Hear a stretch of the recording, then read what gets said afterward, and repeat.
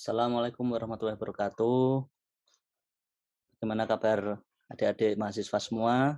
Semoga pada pagi hari ini dapat berjumpa dalam keadaan sehat walafiat. Nah, pada pertemuan kali ini kita akan masuk pada materi yang pertama, yaitu tentang pengenalan rekayasa perangkat lunak. Nah, di mana pada pertemuan kali ini kita akan membahas tentang apa itu perangkat lunak, kemudian implementasi perangkat lunak dalam berbagai aspek kehidupan manusia, kemudian jenis-jenis perangkat lunak itu sendiri, kemudian karakteristiknya, kenapa dibutuhkan adanya rekayasa perangkat lunak, kemudian juga terkait dengan tantangan-tantangan yang nanti akan dihadapi ketika kita melakukan sebuah rekayasa perangkat lunak. Nah, untuk mempersingkat waktu, langsung saja kita masuk ke materi tentang pengenalan perangkat lunak. Seperti yang telah kita ketahui bersama dan tidak dapat dipungkiri bahwa perangkat lunak saat ini telah menjadi bagian yang bahkan tidak terpisahkan dari hidup kita. Saat ini, semua kegiatan itu telah dibantu dan bahkan dikendalikan oleh perangkat lunak dalam berbagai aspek kehidupan kita. Karena perangkat lunak itu telah terintegrasi dan diimplementasikan di berbagai bidang kehidupan kita untuk membantu dan mengatasi masalah-masalah yang sering terjadi ketika kita melakukan secara konvensional atau secara manual. Ya, misalkan dalam berbagai bidang kehidupan kita ya, sebagai contoh, ketika kita mau melakukan transaksi perbankan, kita mau menabung atau kita ingin menarik saldo atau bahkan kita misalnya ingin mentransfer sejumlah uang dari satu rekening ke rekening yang lain. Saat ini nasabah tidak perlu lagi repot-repot ke bank secara langsung berhadapan dengan tellernya. Cukup langsung masuk saja ke anjungan ya, mesin ATM. Nah, di sana kita bisa melakukan transaksi apapun. Bahkan saat ini ATM sudah bisa melakukan transaksi ketika kita mau menabung, kita bisa menggunakan mesin ATM. Kita menarik uang, kita juga bisa menggunakan sebuah mesin ATM. Ya, bahkan kita juga ingin memindahkan saldo ya dari satu rekening ke rekening yang lain. Kita mau mentransfer uang. Nah, semua ini dikendalikan secara otomatis dengan sebuah mesin ya, mesin ATM. Nah, kenapa mesin ATM bisa melakukan hal itu semua? Ya, tidak lain dan tidak bukan karena di sana ditanam sebuah perangkat lunak. Nah, perangkat lunak itulah yang mengendalikan mesin ATM untuk melakukan semua transaksi tersebut. Sebagai contoh lain ya, dalam bidang transportasi, ada transportasi udara, transportasi darat, transportasi laut. Dalam hal transportasi udara misalnya. Nah, sebagai contoh paling mudah saja, ketika kita ingin melakukan reservasi tiket. Apakah saat ini kita harus capek-capek menuju ke biro perjalanan atau ke agen pesawat tertentu? Tidak, karena kita bisa melakukan dari rumah bahkan saat ini. Kita melakukan pembelian tiket sudah bisa dilakukan secara online. Kita tinggal browsing, kemudian kita memilih jadwal, kapan perjalanan itu, kemudian dari mana ke mana, semua ditentukan melalui sebuah sistem. Nah, kemudian di sana sudah terdapat daftar pesawat-pesawat yang dikehendaki sesuai jadwalnya. Kemudian tergantung kita ingin dipesan atau tidak. Kalau ingin memesan tiket tersebut, ya sudah, kita tinggal lanjutkan transaksinya. Kemudian nanti bahkan pembayarannya pun, sistem pembayarannya pun juga sudah bisa dilakukan secara online, entah melalui m-banking atau i-banking, menggunakan credit card, debit card, bisa semua dilakukan. Karena semua sudah dikendalikan, sudah terbantu dengan sebuah perangkat lunak. Dalam bidang transportasi darat misalnya, saat ini kita sudah mendengar banyak berita tentang mobil-mobil yang diciptakan oleh perusahaan Tesla. Nah, kalian pasti tahu yang saat ini sudah bisa terkendali secara otomatis menggunakan software. Tidak perlu lagi manusia yang menyetir. Mobil Tesla bisa berjalan sendiri dari satu titik ke titik yang lain, dari satu tempat ke tempat yang lain. Mobil Tesla ini perangkat lunak yang ditanamkan bisa digunakan untuk mengendalikan mobil. Bahkan Tesla ini sendiri juga bisa mencari rute yang terbaik, yang paling optimal. Meskipun rute yang diambil itu bukan rute yang paling cepat, bukan yang paling dekat, tetapi dia bisa melakukan pencarian rute yang paling optimal. Nah, optimal di sini belum tentu yang terdekat, bisa juga lebih jauh. Tetapi dengan melihat kondisi-kondisi trafiknya, ya, lalu lintasnya. Meskipun dekat, tapi kalau lalu lintasnya penuh dengan kemacetan misalnya, nah dia tidak mengambil rute tersebut. Dia akan mencari alternatif rute yang lain. Nah, bahkan mobil Tesla itu sudah bisa seperti itu ya, bisa mencari rute yang paling baik, paling optimal. Siapa yang melakukan itu semua? Apa manusia? Tidak. Sebuah perangkat lunak lah yang melakukan itu semua, yang menggantikan manusia. Jadi perangkat lunak ini sudah tidak bisa lagi terpisahkan dari aspek kehidupan kita saat ini. Nah, kemudian apa sih perangkat lunak itu? Nah, menurut definisi dalam buku Rekayasa Perangkat Lunak, karya Pressman ya, perangkat lunak ini sebenarnya merupakan kumpulan program-program komputer dan dokumentasi yang saling berkaitan. Nah, ketika kita membangun sebuah perangkat lunak misalnya ya, atau misalnya menginstal sebuah perangkat lunak. Nah, satu perangkat lunak itu bahkan terdiri atas program-program komputer yang berbeda-beda dan terpisah. Ada file eksekusi sendiri, ada file konfigurasi tersendiri, file library-nya tersendiri, terpisah sendiri, dan juga dokumentasi-dokumentasi yang berkaitan.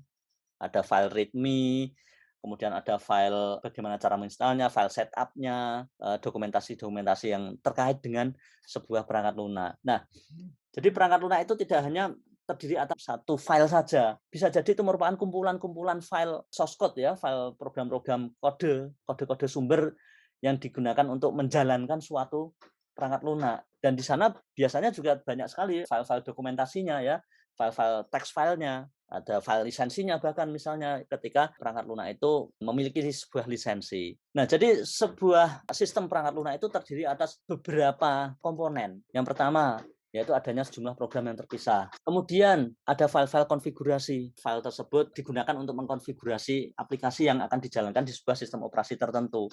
Karena antara satu sistem operasi satu dengan sistem operasi yang lainnya itu terkadang berbeda konfigurasi. Apalagi ini beda sistem operasi. Yang satu Windows, yang satunya Linux. Berbeda file-file konfigurasinya.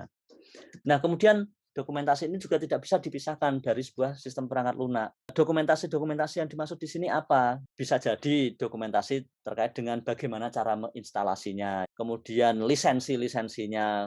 Terkadang kan ketika kita menginstal sebuah perangkat lunak, kita ditanyakan tentang agreement-nya, tentang kebijakan yang harus dipatuhi oleh user ketika menginstal sebuah perangkat lunak, dan sebagainya. Nah, file-file inilah, file kebijakan, file lisensi, ini semua yang disebut sebagai sebuah dokumentasi. Termasuk juga ketika kita sudah merunning ya, menjalankan atau mengeksekusi aplikasi di sebuah sistem operasi. Nah, ketika aplikasi itu sudah berjalan, sebenarnya sistem ini juga merekam aktivitas-aktivitas yang dilakukan oleh si user atau yang kita kenal dengan istilah log. Nah, log ini juga merupakan sebuah dokumentasi yang dilakukan oleh sistem. Tapi nanti ketika kita melakukan aktivitas terhadap suatu aplikasi tertentu, kita terkadang juga menciptakan suatu dokumentasi. Jadi dokumentasi itu tidak hanya dari dokumentasi sistem, tapi dokumentasi dari sisi user. Misalnya kita membuat sebuah dokumen menggunakan Microsoft Word. Kita pasti akan menyimpan dokumen tersebut di dalam drive komputer kita. Nah, file dokumen yang sudah kita buat tadi, itulah yang disebut sebagai dokumentasi user. Dilihat dari sisi siapa yang menggunakan, ini dibedakan menjadi dua, yaitu ada dokumentasi sistem dan dokumentasi user. Dokumentasi sistem berarti sistem sendiri yang melakukan dokumentasinya, sedangkan dokumentasi user dari si user sendiri yang membuat dokumentasi itu dan dia digunakan oleh user itu sendiri. Nah, kemudian perangkat lunak itu ada berapa macam sih? Jadi perangkat lunak ini sebenarnya bisa dibedakan menjadi beberapa kategori. Nah, ketika perangkat lunak ini dibedakan berdasarkan penggunanya, ada dua macam perangkat lunak. Yang pertama, produk perangkat lunak ini diciptakan secara generik. Maksudnya apa? Secara generik ini perangkat lunak ini diproduksi oleh sebuah perusahaan yang mengembangkan perangkat lunak ya, yang bidang pengembangan perangkat lunak, kemudian dijual ke pasar secara bebas, secara terbuka, tanpa mempertimbangkan kebutuhan-kebutuhan siapa nanti yang menggunakan. Jadi kebutuhan ini hanya didasarkan oleh si pihak pengembang, dari persepsi si pengembang. Jadi perangkat lunak ini dibuat berdasarkan kebutuhan-kebutuhan yang dianalisis oleh pengembang sendiri, tanpa melibatkan orang lain. Sebagai contoh apa? Paling mudah adalah sistem operasi. Ada Windows, Linux, Mac OS, Android misalnya. Nah, itu siapa yang mengembangkan? Ya perusahaan pengembangnya sendiri, tanpa melibatkan pihak penggunanya. Pengguna tidak dilibatkan sama sekali ketika mengembangkan sebuah sistem operasi. Ketika Microsoft mengembangkan Windows, apakah dia melibatkan si pihak user? Kemudian ketika Microsoft mengembangkan aplikasi perkantoran, apakah dia juga melibatkan masyarakat secara luas? Tidak. Artinya apa? Bahwa perangkat lunak ini diciptakan secara pribadi oleh si pengembang tanpa melibatkan masyarakat, siapa nanti penggunanya, tidak mempertimbangkan sama sekali. Dan ini ketika perangkat lunak tersebut berhasil diciptakan, kemudian perangkat lunak itu langsung dijual secara bebas ke pasar, tidak spesifik siapa targetnya. Oh, Microsoft Windows ini hanya khusus untuk si A, kemudian Microsoft Word hanya khusus untuk si B, tidak seperti itu. Tetapi perangkat lunak ini bebas dipakai oleh siapapun. Kemudian ada perangkat lunak antivirus, juga siapapun boleh menggunakan, tidak khusus kepada user tertentu. Nah, tetapi berbeda di sini perangkat lunak yang sifatnya spesifik. Nah, kalau perangkat lunak yang spesifik ini biasanya produk atau perangkat lunak ini sesuai dengan pesanan yang disesuaikan dengan kebutuhan calon penggunanya, sesuai dengan spesifikasinya. Nah, pengguna ini atau target yang diharapkan oleh si pengembang perangkat lunak ini sudah ditentukan. Misalnya, ada suatu institusi atau sekolah misalnya ya, sekolah ingin memesan sebuah sistem informasi akademik untuk mengelola data-data murid, mengelola data guru, mengelola nilai-nilai ujian misalnya dari si murid, kemudian untuk mengelola keuangan di sekolah dan sebagainya. Nah, apakah si pengembang ini membuatnya secara umum, secara bebas, secara terbuka, tanpa melibatkan pihak sekolah? Jelas tidak. Pasti pengembang akan melibatkan pihak sekolah tersebut yang memesan. Si pengembang atau si developer ini pasti akan menanyakan, melakukan sebuah interview untuk mencari kebutuhan ya, untuk menganalisis kebutuhan apa yang diinginkan oleh pihak sekolah secara spesifik. Apakah sekolah nanti ingin ditambah fitur mengelola keuangan, kemudian ditambah menu untuk melakukan pendaftaran siswa baru misalnya.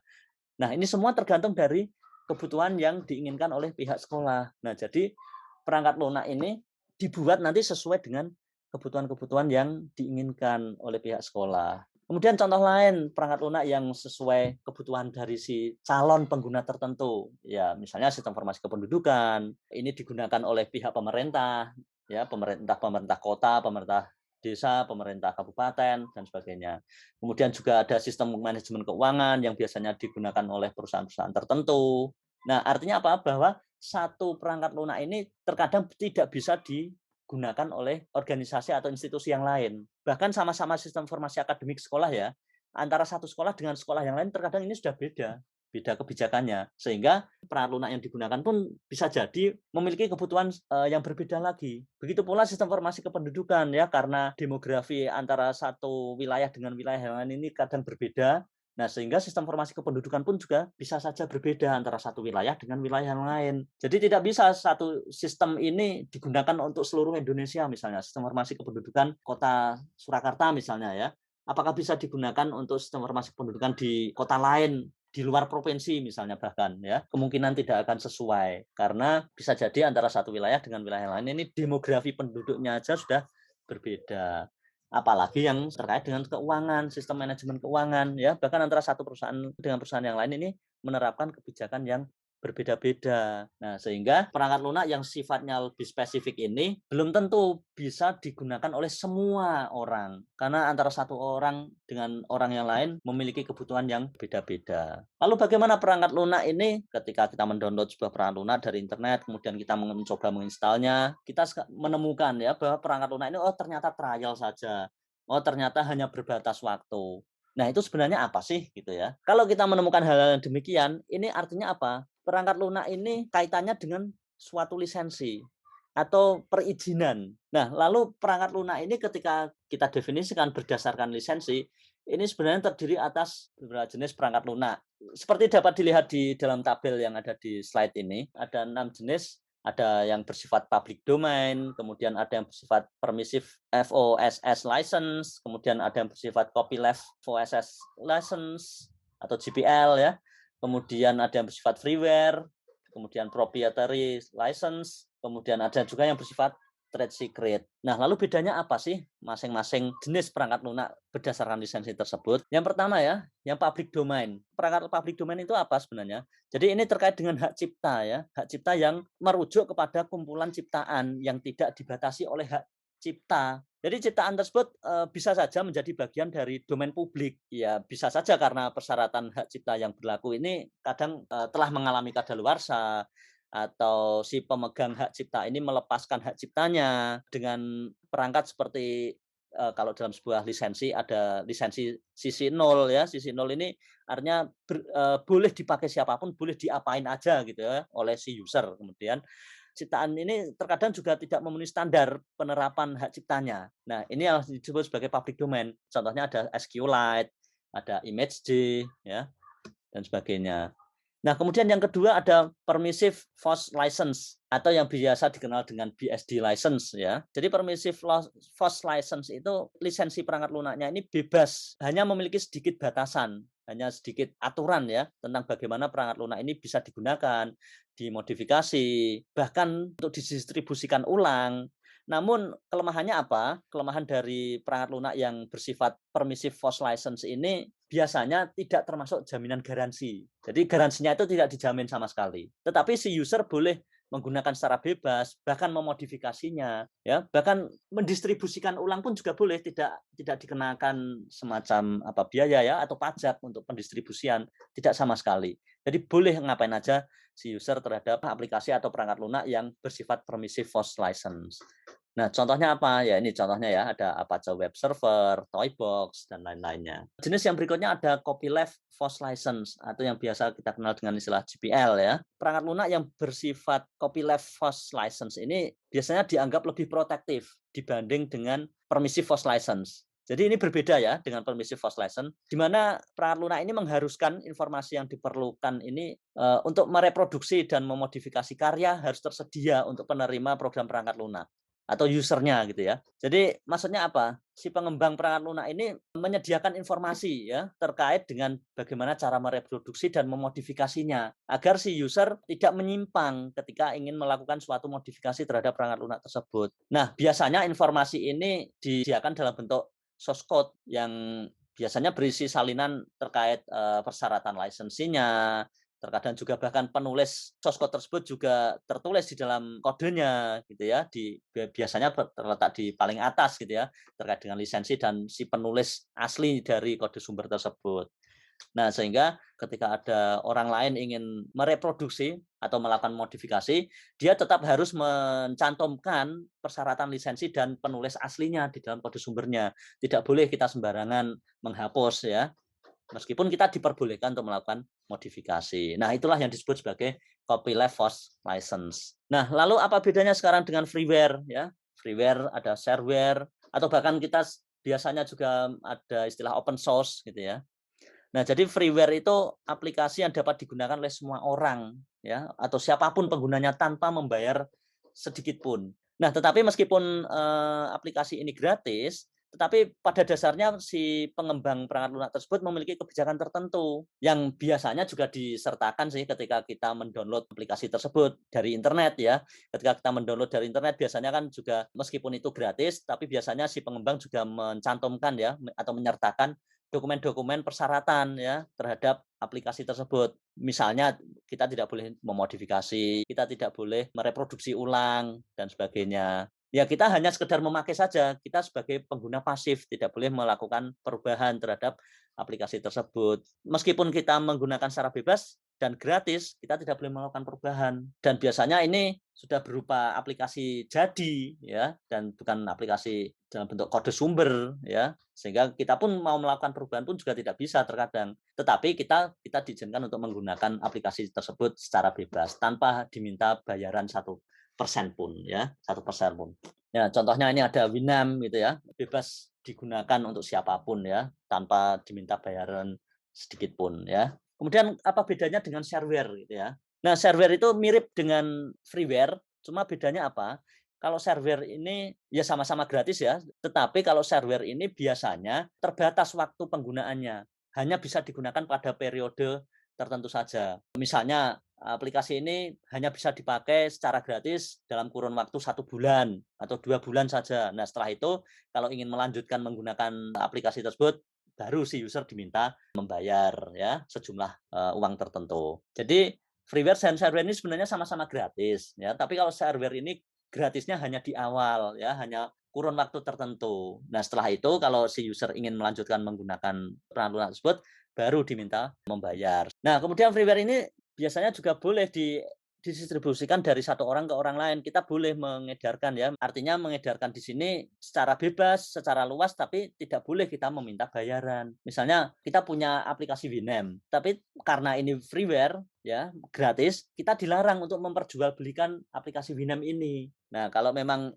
dikomersialisasikan, pasti saya yakin perusahaan yang membuat Winamp itu sudah dari awalnya mengkomersialisasikan. Jadi kita juga tidak boleh sama sekali menjual aplikasi-aplikasi yang sifatnya gratis. Nah, kemudian jenis yang berikutnya yaitu proprietary software atau perangkat lunak yang dimiliki oleh perorangan. Nah, jadi maksudnya apa? Jadi terkadang perangkat lunak ini sifatnya berbayar, ya. Jadi perangkat lunak ini dimiliki atau hak ciptanya dimiliki oleh perorangan atau oleh organisasi tertentu. Nah, sehingga perangkat lunak ini ketika didistribusikan, sehingga orang yang ingin memakai pun harus membayar sejumlah uang tertentu. Jadi aplikasi ini aplikasi yang berbayar. Source code-nya juga tertutup, tidak bisa dimodifikasi seenaknya oleh orang lain, atau bahkan kita mau memodifikasi pun nggak bisa. Kemudian perangkat lunak ini ada batasan terhadap penggunaannya, kemudian penyalinannya juga terkait dengan update yang diterapkan, ya. Artinya apa? Bahwa kita boleh menggunakan aplikasi tersebut setelah membayar uang tertentu, ya. Tetapi ketika kita setelah membayar sejumlah uang tertentu, kita terus tidak boleh menggunakan seenaknya, ya. Kita terus mengcopy kemudian diberikan kepada orang lain, mengedarkan secara luas, ya nggak boleh. Itu juga sudah diatur, ya, dalam lisensinya. Nah, dan yang pasti kita juga tidak boleh melakukan modifikasi apapun. Nah, kemudian yang jenis terakhir, ya, berdasarkan lisensinya ada trade secret. Nah, trade secret ini maksudnya apa? Atau yang kalau dalam bahasa Indonesia istilahnya rahasia dagang gitu, ya. Nah, jadi rahasia dagang ini terkait dengan informasi perusahaan yang berhubungan dengan teknologi dan bisnisnya yang secara luas tidak bisa diakses. Dan ini bahkan si pengguna ini tidak tahu sama sekali tentang perangkat lunak tersebut. Ya, sebagai contoh apa? Server side cloud computing misalnya. Nah, ketika kita punya akun Gmail, ya, misalnya, ya, kita bisa mengakses Google Drive-nya, kita bisa mengakses email dan sebagainya. File-file yang kita simpan di email ataupun di Google Drive itu kan kita simpan ke dalam sebuah sistem atau perangkat lunak. Nah, tetapi perangkat lunak ini bukan kita yang memiliki, tetapi perusahaan Google-nya yang memiliki. Jadi ada di servernya Google. Nah, servernya Google ini dijalankan oleh sebuah perangkat lunak dari sisi server atau server side. Nah, jadi perangkat lunak yang ada di sisi server ini apakah si user bisa melihat, bisa menggunakannya secara bebas? Tidak. Jadi server side ini yang memanage siapa? Ya dari pihak Google-nya. Si pengguna hanya sekedar menggunakan aplikasi-aplikasi yang mengakses ke perangkat lunak server side tadi. Nah, jadi aplikasi-aplikasi atau perangkat lunak yang diinstal di server side tadi itu menjadi rahasianya si Google. Bahkan kemungkinan kita juga tidak tahu kan berapa giga, berapa tera, berapa miliar tera memori yang dimiliki oleh si Google untuk menyimpan file-file user di seluruh dunia ini. Kita tidak bisa tahu bahkan. Karena itu merupakan rahasia mereka. Nah, jadi itulah beberapa contoh perangkat lunak yang dibedakan berdasarkan lisensinya. Nah, lalu karakteristik perangkat lunak itu seperti apa? Yang pertama, ya, seperti yang tertulis di slide ini. Jadi perangkat lunak ini merupakan komponen sistem yang bersifat logik. Jadi ini tidak bisa dipegang secara fisik, ya, bukan fisik seperti elemen-elemen produk-produk yang lain. Jadi tidak bersifat fisik. Perangkat lunak ini bisa digunakan tapi tidak bisa dipegang. Apa kita bisa memegang Microsoft Word? Apa kita bisa memegang Windows, memegang Linux? Tidak bisa. Bahkan ketika kita menjalankan aplikasi sederhana, ya, misalnya aplikasi kalkulator di perangkat lunak kita. Nah, apakah kita bisa memegang rumus yang dijalankan kalkulator tersebut ketika kita menjalankan operasi tertentu? Misalnya 1+1 sama dengan 2. Nah, apakah kita bisa memegang formula yang ada di dalam kalkulator tersebut? Nggak bisa, ya. Bahkan kita melihat pun juga nggak bisa formulanya yang ada di dalam kalkulator. Yang kita lihat hanya sekedar input dan output-nya saja.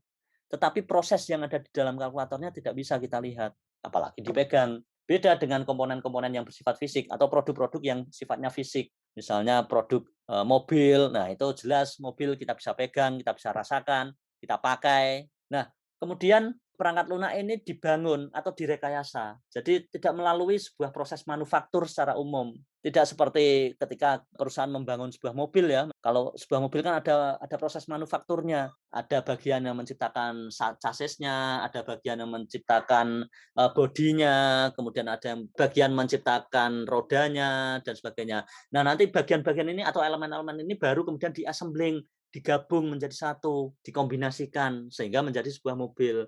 Nah, tetapi kalau software tidak melalui proses manufaktur secara besar-besaran. Beda lagi juga dengan sebuah mobil ya, kalau mobil itu bahkan ketika kita menciptakan 5 mobil saja, maka bagian bodi mobil juga harus menciptakan 5 buah bodi, menciptakan 5 buah chassis. Rodanya pun juga tidak hanya 4 ya. Kalau untuk 5 mobil berarti ada 20 roda yang harus diciptakan. Dan itu secara terpisah dibangun sendiri-sendiri. Beda dengan sebuah software atau perangkat lunak. Kalau perangkat lunak ini dibangun tidak melalui proses manufaktur secara besar-besaran. Ketika kita misalnya mau menciptakan sebuah sistem informasi akademik sekolah, kebetulan misalnya ada 5 sekolah yang memesan secara persis sama misalnya ya, ada 5 sekolah yang sama persis kebutuhannya. Nah, apakah kita menciptakan secara terpisah sendiri-sendiri? Nggak perlu. Cukup membuat sebuah perangkat lunak, namun bisa dipakai oleh 5 sekolah. Ya, atau lebih mudah contohnya ya perangkat lunak yang sifatnya generik ya, misalnya membangun sebuah antivirus. Perusahaan antivirus menciptakan satu buah antivirus, kemudian dijual dan dipakai oleh banyak orang. Bisa satu produk bisa dipakai untuk banyak orang. Tidak perlu membangun sendiri-sendiri antivirusnya. Cukup membangun satu buah antivirus, kemudian bisa dipakai oleh banyak orang. Nah, kalau mobil beda ya. Kalau mobil yang pakai 5 orang ya berarti harus membuat 5 buah mobil dan secara terpisah dibangunnya. Tidak bisa membangun satu kemudian dipakai banyak orang bareng-bareng, nggak bisa. Nah, kemudian perangkat lunak ini sifatnya logik ya, logical. Jadi software itu dibangun berdasarkan kebutuhan individu. Siapa penggunanya, targetnya siapa. Nah, itu maka akan dikustomisasi, disesuaikan dengan sesuai kebutuhan masing-masing individu. Disesuaikan dengan kebutuhan organisasinya, kebutuhan institusi, kebutuhan perusahaan, dan sebagainya. Nah, tergantung siapa yang akan memakai. Nah, kemudian uniknya sebuah perangkat lunak itu tidak mengalami yang namanya usang. Beda dengan produk fisik. Kalau mobil dipakai makin lama makin rusak, semakin aus, perlu penggantian onderdil baru. Tapi kalau software tidak akan pernah mengalami keausan. Yang ada hanya masalah kadaluarsa atau ketinggalan zaman, tidak up to date. Tapi bukan berarti rusak. Katakanlah ya software yang diciptakan tahun 2000 yang lalu misalnya, 20 tahun yang lalu. Misalnya Microsoft menciptakan sistem operasi Windows ya, Windows 2000. Meskipun sekarang sudah tidak dipakai, bukan berarti Windows 2000 itu rusak, mengalami kerusakan, tidak.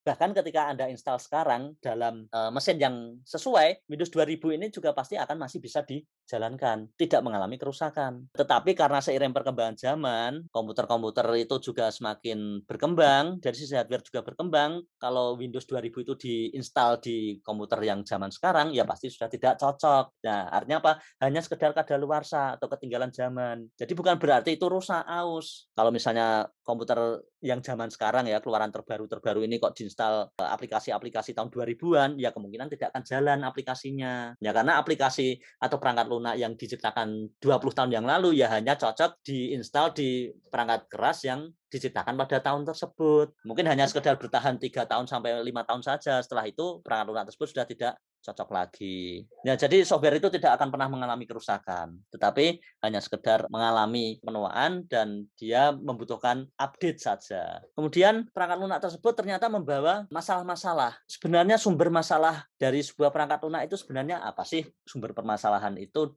ya dari kita sendiri sebenarnya, manusia. Yang menyebabkan masalah terhadap perangkat lunak ini secara prinsip ya manusianya, tidak ada yang lain. Dari sisi manusia itu sendiri, masalah itu juga dibedakan menjadi 3 kategori ya, dari sisi manajemen, kemudian dari sisi pelanggannya, dari sisi pengembangnya.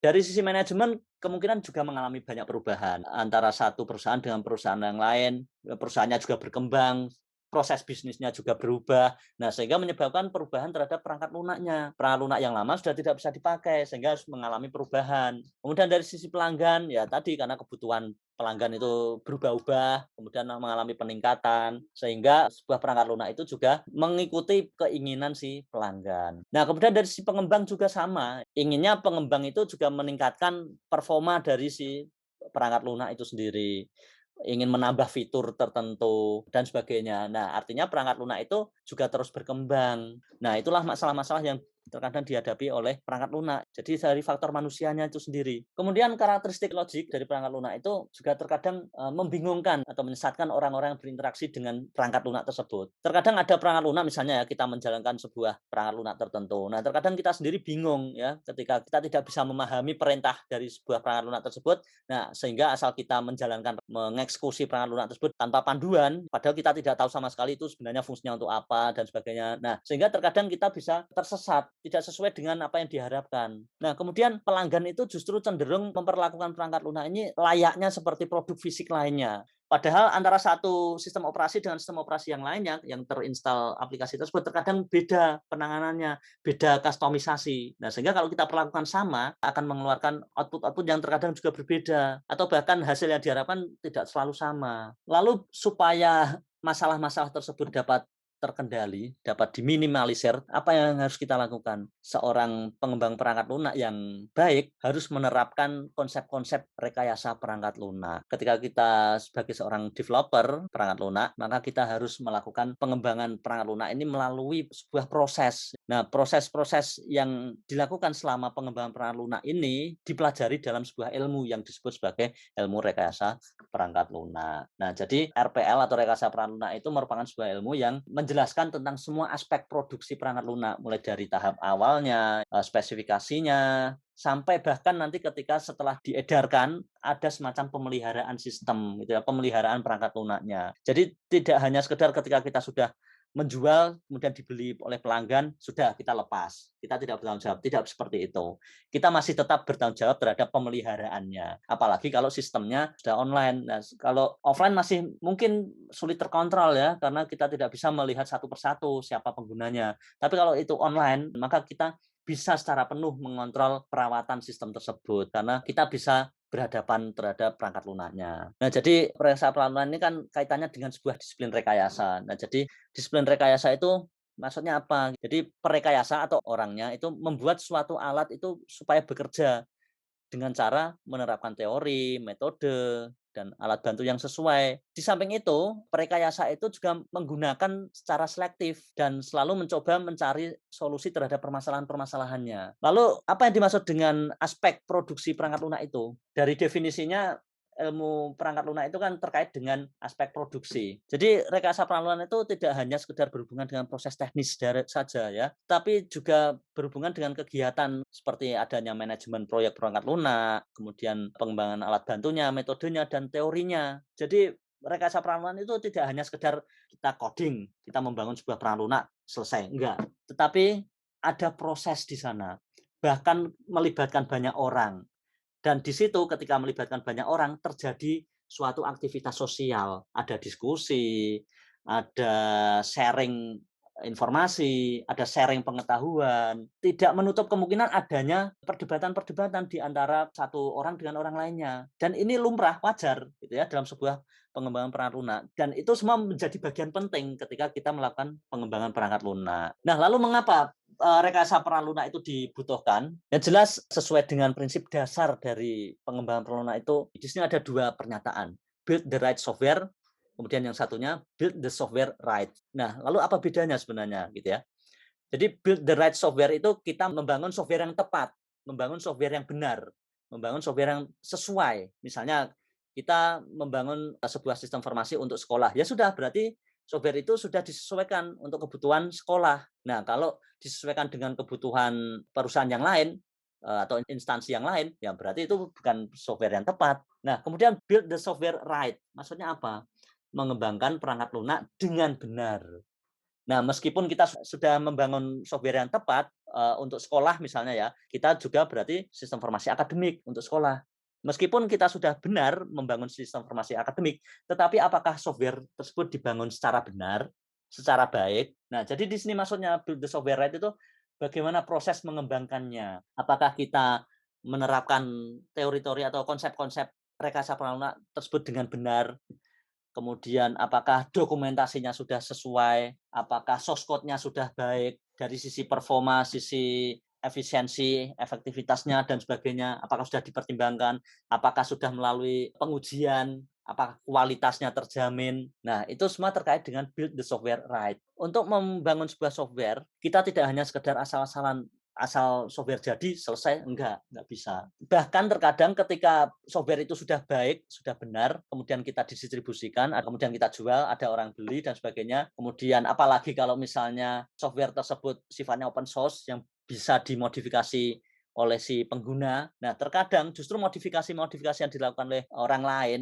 atau bahkan kita sendiri sebagai seorang developer misalnya, itu terkadang juga malah justru menambah cacat tertentu, menambah kesalahan malahan, bukannya mengurangi kesalahan yang terjadi, tetapi bisa jadi malah menambah. Ya misalkan, oh ternyata perangkat lunak yang kita jual kemarin ada bug-nya, ada error-nya.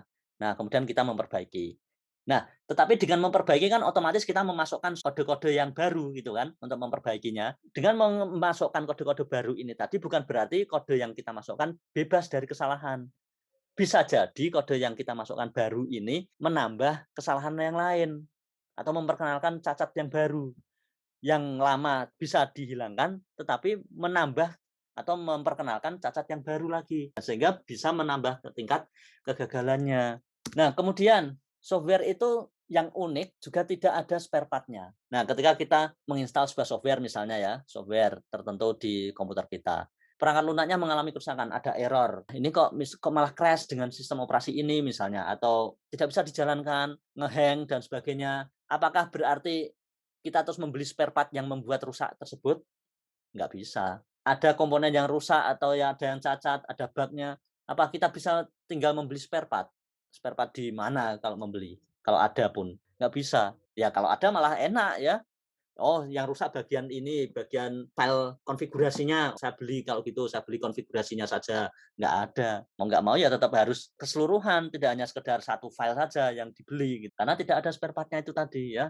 Salah satu keunikan dari sebuah perangkat lunak. Jadi pemeliharaan perangkat lunak itu lebih kompleks dibanding ketika kita mengembangkan dari awal. Kenapa? Karena pemeliharaan perangkat lunak itu berhubungan dengan kegagalan yang justru hampir selalu memerlukan modifikasi desainnya dari awal. Kalau kita mengembangkan dari awal sudah sesuai dengan kebutuhan si pengguna, pengguna puas, selesai.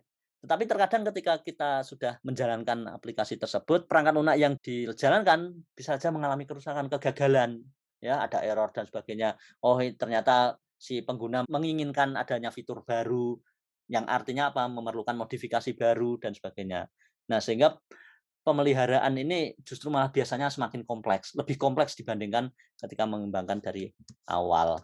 Nah, sehingga kalau bisa dituliskan ya, tujuan RPL ini sebenarnya apa? Jadi tujuan RPL itu memperoleh biaya produksi perangkat lunak yang rendah. Kalau kita tidak menggunakan konsep-konsep rekayasa perangkat lunak, kita mengembangkan perangkat lunak ini bisa jadi biaya yang kita keluarkan justru akan sangat besar. Karena kita tidak ada perencanaannya sama sekali, kita tidak ada desainnya, kita asal hajar aja coding gitu misalnya. Mentang-mentang kita pinter coding misalnya, langsung hajar codingnya, buat buah perangkat lunak tanpa perencanaan sama sekali, tanpa adanya desain sama sekali, tanpa memikirkan kebutuhan pelanggan misalnya. Justru nanti ketika sudah jadi perangkat lunak yang kita buat tanpa ada prinsip-prinsip rekayasa perangkat lunak tadi, si user terkadang malah justru tidak puas. Kualitas yang perangkat lunak yang kita bangun pun juga tidak baik dan sebagainya. Kenapa kita juga perlu adanya rekayasa perangkat lunak? Ya karena ingin menghasilkan perangkat lunak yang kinerjanya tinggi, andal, dan juga tepat waktu.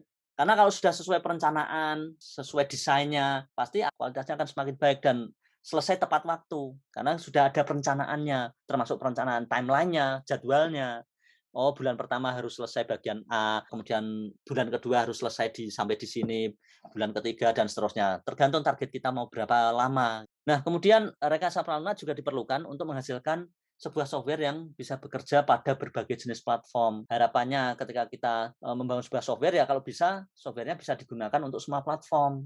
Banyak platform, jangan hanya platform khusus saja. Kalau kita asal hajar ya terkadang ya hanya sesuai spesifikasi yang kita pakai saat membangun perangkat lunak itu. Misalnya kita mau membangun sebuah perangkat lunak berbasis Android. Ketika kita membangun secara sendiri tanpa adanya proses rekayasa perangkat lunak, kita biasanya ya hanya menyesuaikan ke spesifikasi yang kita miliki. Komputer kita spesifikasinya seperti ini, kemudian smartphone yang kita miliki versinya seperti ini. Ya sudah, berarti untuk uji cobanya pun juga sesuai spesifikasi smartphone kita. Belum tentu bisa dipakai di smartphone-smartphone yang lain dengan platform yang berbeda lagi. Nah, sehingga tidak bisa kita asal-asalan membangun sebuah perangkat lunak tanpa adanya perencanaan sama sekali. Nah, kemudian ketika biaya produksi perangkat lunak yang rendah, kita juga mengharapkan agar biaya perawatannya juga rendah.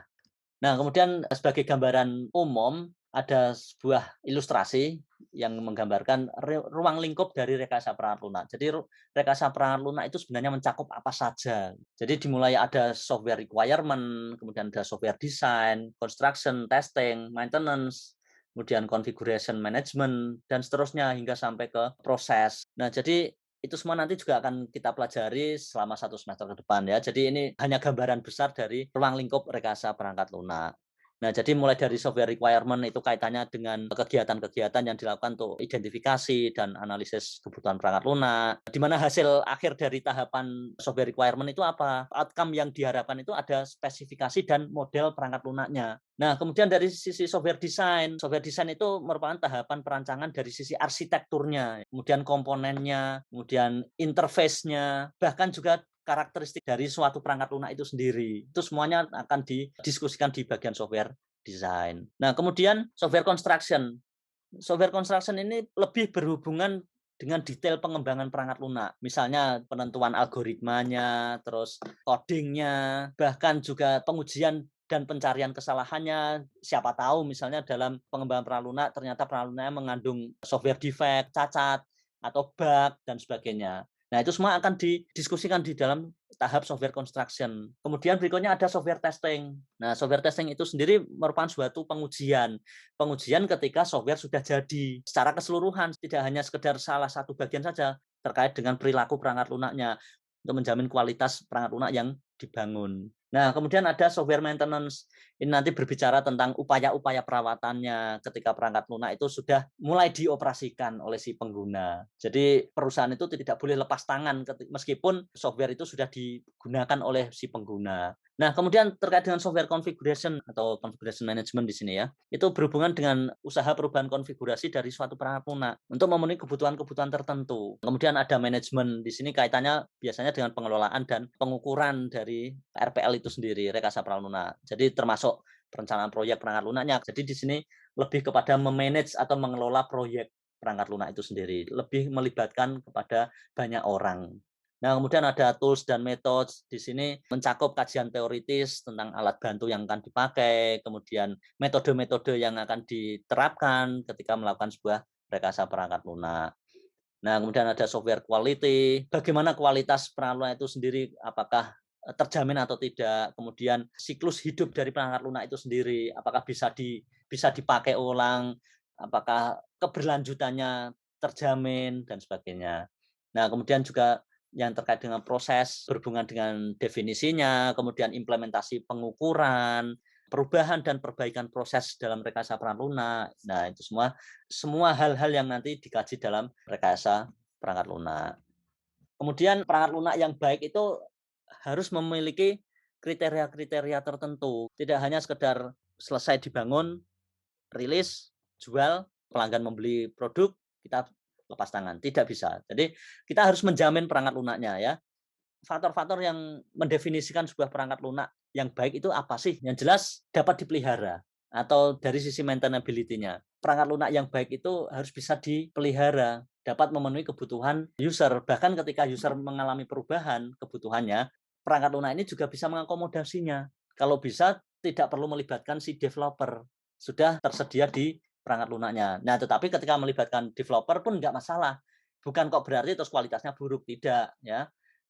Karena memang sebenarnya bertanggung jawab untuk memelihara sebuah perangkat lunak itu siapa? Pengembang perangkat lunak itu sendiri. Nah, artinya apa? Dapat dipelihara maintainability ini perangkat lunak tersebut bisa dipakai secara keberlanjutan. Sustainability-nya terjamin. Dan si pengembang perangkat lunak ini tidak perlu membangun ulang ketika user mengalami perubahan kebutuhan. Jadi hanya sekedar menambah atau memperbaiki hal-hal yang bagian kecil saja. Atau bahkan misalnya ketika perangkat lunak itu dibangun oleh tim project tertentu ya, oleh sebuah organisasi tertentu dengan orang-orang tertentu. Ketika sudah dipakai 5 tahun misalnya, nah ternyata terjadi perubahan anggota tim, manajernya berubah, bahkan orang-orang yang terlibat untuk coding pun juga berubah misalnya. Nah, kalau software itu tidak bisa diteruskan, dilanjutkan oleh tim yang baru, nah berarti software ini kualitasnya buruk, berarti tidak dapat dipelihara. Meskipun ganti pemilik, ganti developer, selama software itu tetap bisa dilanjutkan, dapat dipelihara dengan baik, maka kualitas software itu bisa dikatakan baik. Ketika misalnya ya, tim A membangun sebuah perangkat lunak. Perangkat lunak itu setelah selesai kemudian dirilis, dijual, ada pembeli. Nah, kemudian setelah 5 tahun berlalu, tim A ini tadi ganti orang, ganti personil. Katakanlah misalnya semua orang gantilah ya, mungkin ada kendala-kendala yang lain ya, ada yang keluar dari tim, cari tempat yang lain ya, gabung ke tim yang lain, atau mungkin ada yang keluar dari perusahaan, atau yang ada yang pensiun dan sebagainya. Jadi ganti orang. Nah, kalau orang baru tersebut yang masuk sebagai tim tidak tahu sama sekali terkait dengan perangkat lunaknya, dari sisi dokumentasi nggak ada misalnya, sehingga tim baru orang yang ada di tim baru ini tadi sulit mempelajarinya. Ini sebenarnya perangkat lunak tentang apa, spesifikasinya seperti apa, tidak tahu sama sekali. Nah, sehingga ini akan mempersulit. Nah, kemudian berikutnya ada perangkat lunak tersebut harus bisa diandalkan. Jadi tidak mudah untuk menyebabkan kerusakan fisik atau ekonomi yang jika terjadi kegagalan sistem. Kemudian juga harus efisiensi, kemudian juga kemanfaatannya harus dapat dipakai sesuai dengan yang direncanakan. Nah, kemudian ini ada tantangan-tantangan yang dihadapi ketika kita melakukan sebuah proses rekayasa perangkat lunak. Jadi tantangan yang dihadapi ada tantangan warisan. Nah, ini seperti yang saya jelaskan baru saja ya, terkait dengan ketika ganti orang, ya berarti proyek perangkat lunak tersebut harus diwariskan ke orang yang baru. Sehingga orang baru tersebut tanpa harus mendatangkan tim lama, dia harus bisa meneruskan, melanjutkan keberlangsungan dari perangkat lunak tersebut. Nah, kemudian tantangan heterogenitas antara satu orang dengan orang lain kan pasti berbeda pendapat, berbeda kebutuhan dan sebagainya. Nah, ini ketika membangun perangkat lunak itu juga harus bisa mengakomodasi yang keberbedaan tadi, ya, heterogenitas yang ada. Nah, kemudian tantangan pengiriman untuk mempersingkat waktu kirim sistem yang besar dan kompleks. Jadi tanpa harus mengurangi kualitas sistem ini juga sangat menantang ini terkait dengan proses delivery-nya. Nah, jadi itulah yang bisa saya jelaskan terkait dengan pengenalan rekayasa perangkat lunak pada pertemuan kali ini. Insya Allah kita akan ketemu lagi di pertemuan-pertemuan berikutnya untuk membahas materi-materi yang berikutnya. Baik, sampai di sini kalau ada yang mau ditanyakan silahkan tuliskan komentar-komentar di Open Learning dan kemudian silahkan dipelajari dan kalau ada tugas silahkan dikerjakan. Baik, terima kasih pertemuan hari ini. Terima kasih atas telah menonton video ini dan sampai jumpa di lain waktu. Assalamualaikum warahmatullahi wabarakatuh.